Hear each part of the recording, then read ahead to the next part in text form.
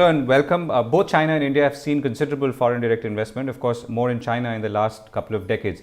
What has that investment done to the economies, both of them, in the different sectors that they've come in? And more importantly, at least for the purpose of this conversation, how have the corporations who've brought in that investment benefited in terms of taking their products to new consumers and a larger marketplace? Well, I'm joined by Jay Anand, the Dean's Distinguished Professor of Strategy at The Ohio State University. He was previously faculty at Michigan and Ivy, and he's done a lot of work on this subject, and we're going to ask him what are the lessons that one can take away, if so, from the last few years of fairly aggressive investment by large multinationals in emerging markets in general and India and China in specific.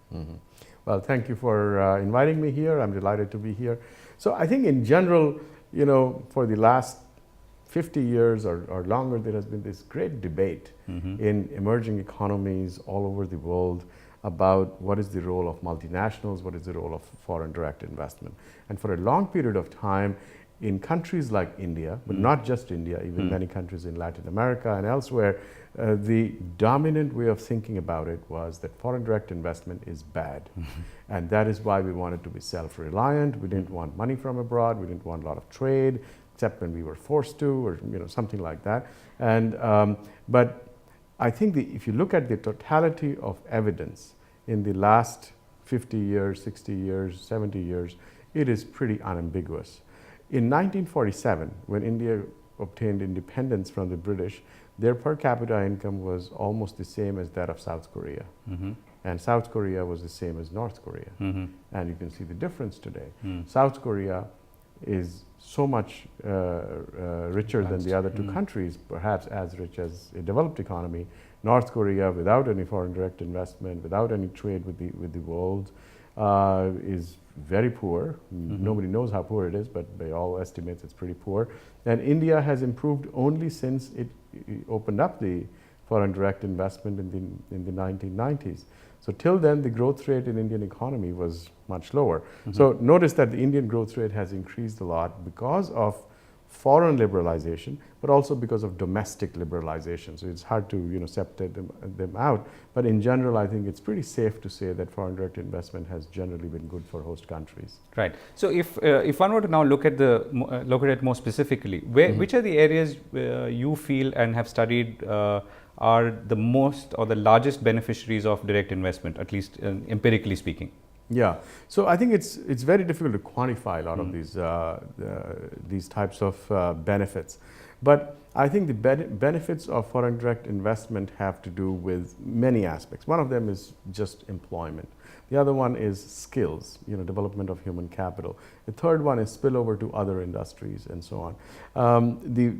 The basic thing that foreign direct investment provides is investment. The investment does not have to be in terms of money. So a foreign company might come to India or to any other country and say, okay, we get 50% share of this venture and a local partner gets 50%. But our 50% will not be money. It could be maybe a little bit of money, but the rest of it is technology, the rest of it is brand name, the rest of it is our quality control processes, our manufacturing processes. So what you get from foreign direct investment is money, but more than money. You get technology, you get skills and so on. So if you think about the evolution of how these skills are transferred, there is a great deal of cumulative evidence that skills are transferred through foreign direct investment. Not suddenly, not quickly, and certain practices certainly accelerate that transfer.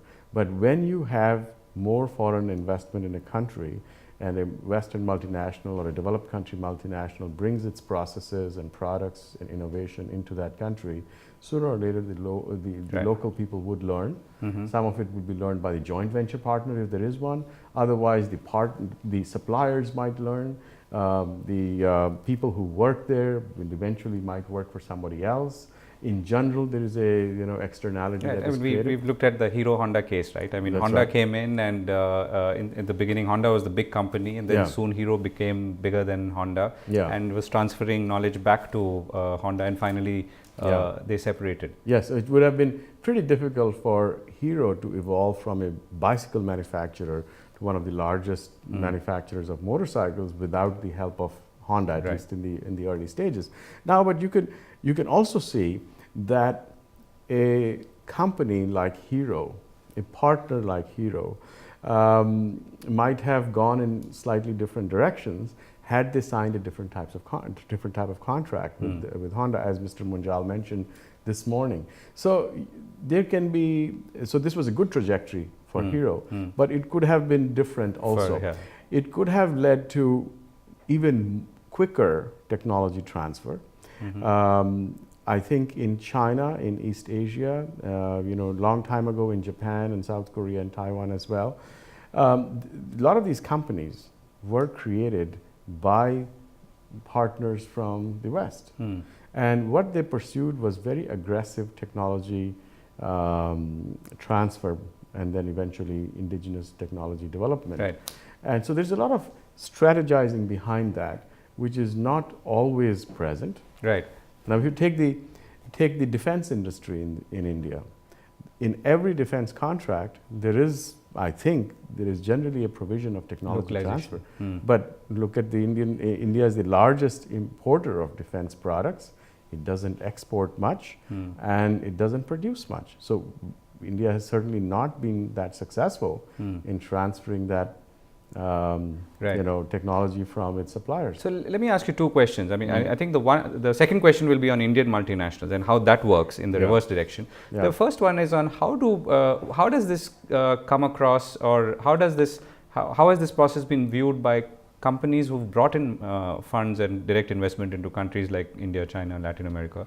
If they look back, I mean, if as you know it or as you've seen it, as they look back at their investments in the last decade or so, or even more, what is their sense of what they've learned, gained materially and otherwise? So let's take two examples. Let's take two car companies, Toyota and General Motors in China. Okay, so it turns out that Toyota and General Motors compete in the US, and the winner between the two is often Toyota. In fact, General Motors has been losing market share for 40 years or longer to Toyota systematically. And so now General Motors' market share is half of what it used to be, or even less, whereas Toyota has become the largest in some sense, the largest automobile company in the world, in great part because of its US market. So Toyota beats up on GM in GM's home country. What should we expect when they compete against each other in China? Well, it turns out GM beats Toyota. That's surprising, but it's interesting. So let's think about it. Why? Because when GM goes to China, it goes to its joint venture and partner and says, how can we build the best car for the Chinese market? It does not take its huge American car and says, that's what we're going to make.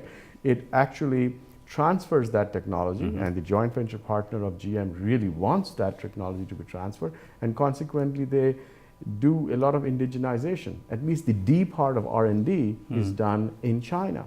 And so what they sell over there is a Chinese car, not an American car that's been brought to the Chinese shores. Whereas when Toyota wants to sell a car in China, they bring their blueprint and they say, there it is. And that's the manufacturing plant. That's a turnkey operation. There is a part of the contract which says no tinkering. You're not going to change the design. You're not going to change the plant. There is no room to experiment. There is no broad broadband communication between the partners where there could be something like this. If the Japanese car sells in China, good. If it doesn't, that's okay. They don't want to transfer their technology there because they say we don't want to live for today and give up our secrets for tomorrow. General Motors says, you know what, we've got good market share in China. Most of the money that we make comes from China. We lose money often in the US, but we make money in China. That's good enough. And if we are losing our secrets for the future, I mean, we may not have a future if we don't have today. Two different philosophies. Right. Two managers face a difficult decision like this, they'll come up with two different decisions. And that leads me to the sort of last question, which is more to do with Indian multinationals, right? So Indian companies over the last decade also have expanded overseas, and many through large acquisitions like the Jaguar Land Rover and Chorus. So what is how do you look at this side of the equation, so to speak? I do not think that especially the big acquisitions have been particularly wise. And So let's think about what makes an acquisition successful. So I mean, if you say, I want to make an acquisition because it will make me a bigger company, by definition, every acquisition is successful because every acquisition instantly makes you bigger. If you say, I want to have a bigger global footprint, that type of phrase, sure it will. By definition, there is no way to fail that test. All you have to do is to pay a lot of money, buy something, and you will become bigger or become more global. You will become a bigger multinational. But that's not the test. The real test is, are you going to create economic value? And in order to do that, what you need to be able to do is to derive some synergistic benefits, which means think about economic value that you can create together that you could not have created separately by writing a contract or just trading with each other, and not and taking into account all the implementation challenges that you will have with cross-cultural communication or changes in the legal systems you're going to have and all of that, and then making sure not paying more than what you can generate. So in other words, think about the benefits, subtract the costs, implementation costs, and make sure you do not pay more than the net benefits, right? And you're saying that most of the Indian cross-border takeovers fail that test? I think that they do, because let's take Chorus, which you just mentioned just now. It's not so obvious what Tata and Chorus can do together that they couldn't have done separately. Tata Steel in Jamshedpur in India is very, very low-cost operation, but that's mostly because they have very low-cost raw materials. Mines. You can't really go and touch Chorus in a high-cost environment. It becomes low-cost. You simply can't transform it that way. Then the second thing is the implementation challenges. If you're going to transfer technology, if Chorus has more high-end steel, then they want to learn something like that. What's the type of high bandwidth mechanism you're going to use? How are you going to transfer management? How are you going to take in? That needs to be thought through, and the costs need to be understood. And thirdly, if you're paying money in a bidding war, as was done over in the Chorus case, chances are you're paying a lot. And by any metric, I think Chorus was a very expensive acquisition. So, maybe there is some value in there somewhere. Serendipity. But it is very difficult to argue that it is overall a positive deal. And I think this is similar, at least for many of the big acquisitions. Smaller acquisitions, private companies, things that one doesn't notice, often I think they are not as glamorous. They're not as noticed. They wouldn't get you the publicity, but they will, I think, sometimes generate good benefits and for Indian companies as well. A lot of Indian companies have been successful multinationals without making any acquisitions. One of the most successful Tata companies in terms of its multinational approach is TCS. Has been doing global business ever since its inception. Okay. And it has made many small acquisitions all over Western Europe and North America. I think they are often very successful. Yeah, and not a chorus like where a small fish trying to swallow the big fish kind of deal. Yeah. So what does this all mean? I mean, so now as we've gone through 5 years of slowdown and we perhaps are looking at a rebound, at least I'm talking about the Indian context. Globally, of course, things are now picking up, particularly UK, US. Yeah.